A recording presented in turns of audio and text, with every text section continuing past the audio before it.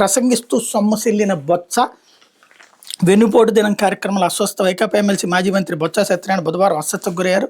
తన సొంత నియోజకవర్గం విజయనగరం జిల్లా చీపురుపల్లి వైకాపా ఆధ్వర్యంలో నిర్వహించిన వెన్నుపోటు దినం కార్యక్రమంలో పాల్గొని ప్రచార రథంపై ప్రసంగిస్తుండగా ఒక్కసారి సొమ్మసిల్లి పడిపోయారు. ఆ తర్వాత ఆసుపత్రికి తీసుకెళ్లి కూలుకున్నటువంటి వార్తని హైలైట్ చేశారు. లేకపోతే స్టార్ హోటళ్ల నిర్వాహకులతో ఆసియా బోర్డు ఏర్పాటు, అధ్యక్షుడిగా Hyatt palace chairman RV Swami, రాష్ట్రంలో 3 స్టార్ అంతకంటే ఎక్కువ స్థాయి ఉన్న హోటళ్ల సీనియర్ నిర్వాహకులతో AP star hotels association Asia board ఏర్పాటు చేసినట్టు ఆ పరిశ్రమ వర్గాలు తెలిపాయి. అధ్యక్షుడు ఇతర సభ్యులను ఏకగ్రీవంగా ఎన్నుకున్నట్టు వెల్లడించే స్టార్ హోటల్ నిర్వాహకులు విజయవాడలో సమావేశం అసోసియేషన్ ఎగ్జిక్యూటివ్ బోర్డును ప్రకటించారు.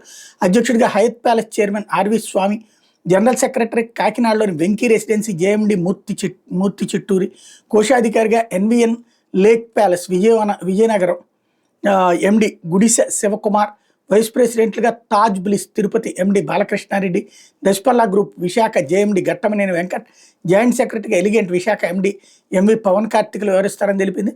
సభ్యులుగా Shelton and la house prince Rajamahendravaram MD Pandu Chowdary, GRT grand Vijayawada MD Saran Valluru, Gautam grand Guntur MD Pratap, Taj Vivanta Vijayawada GM Nageswara Rao, Daspalla hotel GM ప్రశాంతులు ఉంటారని పేర్కొంది. బోర్డు సలహాదారులుగా Prabhu Kishore Novotel chairman, Gokaraju Gangaraju lemon tree senior chairman, M Rajaiah Taj Vivanta chairman, Muttavarapu Vamsi Murali Krishna Fortune Murali park ఎండీలుగా వ్యవహరిస్తారని తెలిపారన్నటువంటి వార్తని హైలైట్ చేశారు.